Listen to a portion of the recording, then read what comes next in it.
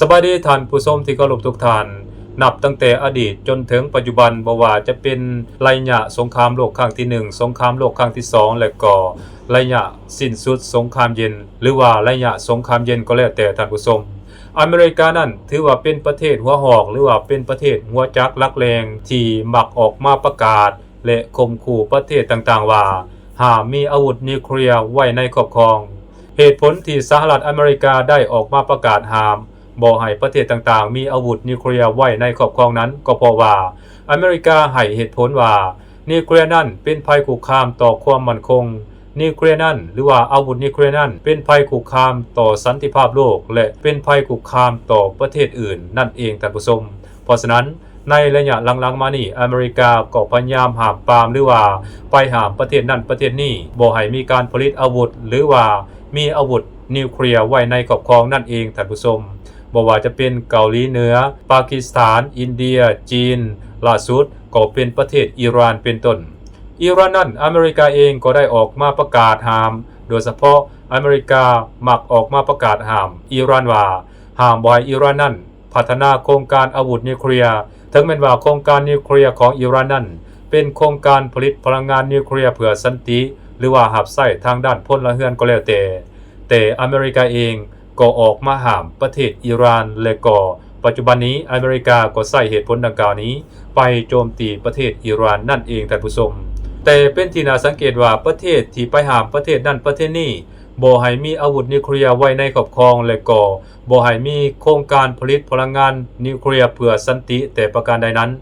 กับเป็นประเทศที่มีอาวุธนิวเคลียร์ไว้ในครอบครองและเป็นประเทศที่มีอาวุธนิวเคลียร์ไว้ในครอบครองหลายอันดับ2ของโลกรองจากประเทศรัสเซีย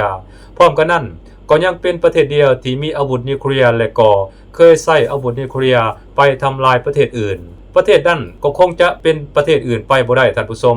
นอกจากประเทศสหรัฐอเมริกานั่นเองท่านผู้ชมประเทศสหรัฐอเมริกานั้นเป็นประเทศที่มีอาวุธนิวเคลียร์ไว้ในครอบครองเป็นอันดับ2ของโลกรองจากประเทศรัสเซีย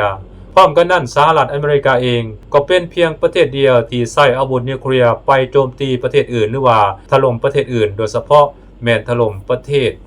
ญี่ปุ่นนั่นเองท่านผู้ชมซึ่งพวกเฮาหลายๆท่านก็คงจะรู้จักกันดีตอนที่พวกเฮาเรียนเกี่ยวกับประวัติศาสตร์โดยเฉพาะแม่นประวัติศาสตร์โลกสหรัฐอเมริกานั้นได้ใช้อาวุธนิวเคลียร์นี้ไปทิ่มใส่เกาะฮิโรชิมาและนางาซากิของประเทศญี่ปุ่นจนเหตุให้ประเทศญี่ปุ่นนั้นได้ประกาศออกมายุติสงครามนั่นเองท่านผู้ชมและอเมริกาก็เป็นฝ่ายที่ได้รับชัยชนะในสงครามโลกครั้งที่2นั่นเองตอนที่สหรัฐอเมริกาได้ใช้อาวุธนิวเคลียร์ไปถล่มเกาะฮิโรชิมาและนางาซากิของญี่ปุ่นนั้น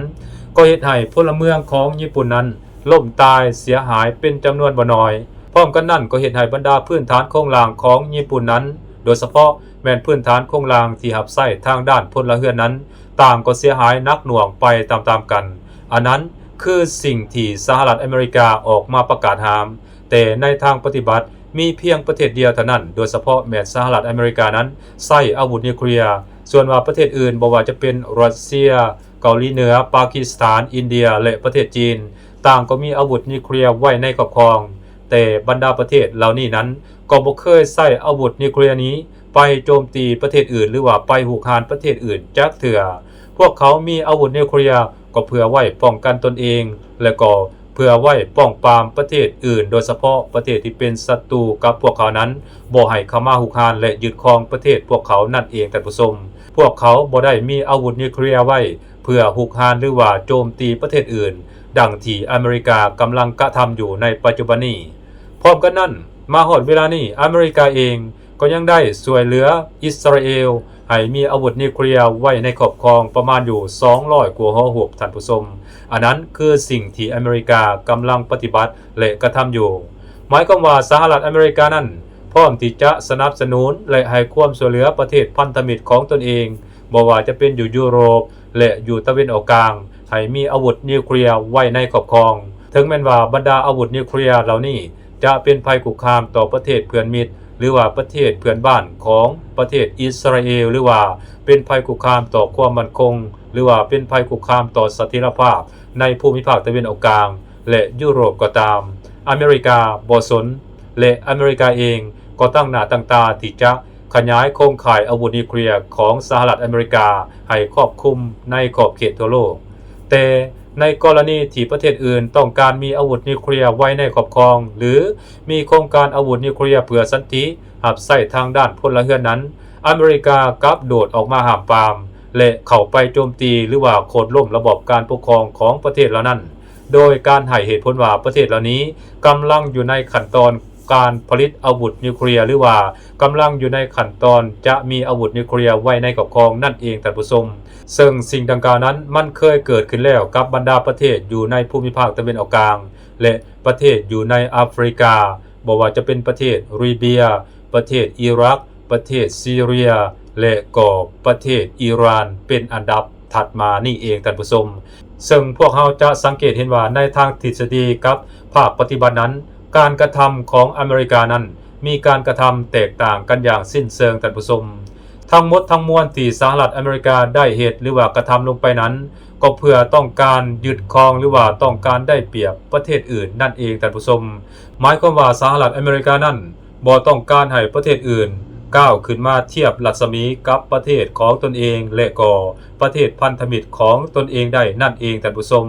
เมื่อเกิดเหตุร้ายหรือว่าเกิดสิ่งที่สหรัฐอเมริกาบ่พอใจนั้นอเมริกาจึงสามารถควบคุมและบังคับบัญชาประเทศเหล่านั้นได้อันนั้นคือจุดประสงค์ของสหรัฐอเมริกาที่บ่ต้องการให้ประเทศอื่นมีอาวุธนิวเคลียร์หรือว่ามีอาวุธร้ายแรงไว้ในครอบครองถ้าว่าบรรดาประเทศเหล่านั้นมีอาวุธนิวเคลียร์ไว้ในครอบครองหรือว่ามีอาวุธร้ายแรงไว้ในครอบครองสหรัฐอเมริกาก็จะบ่สามารถเข้าไปควบคุมและบัญชาการประเทศเหล่านั้นได้นั่นเองท่านผู้ชมอันนี้คือสาเหตุหลักๆที่สหรัฐอเมริกานั้นได้ออกมาประกาศห้ามและข่มขู่ประเทศอื่นบ่ให้มีอาวุธนิวเคลียร์ไว้ในครอบครองนั่นเองท่านผู้ชมสบายดี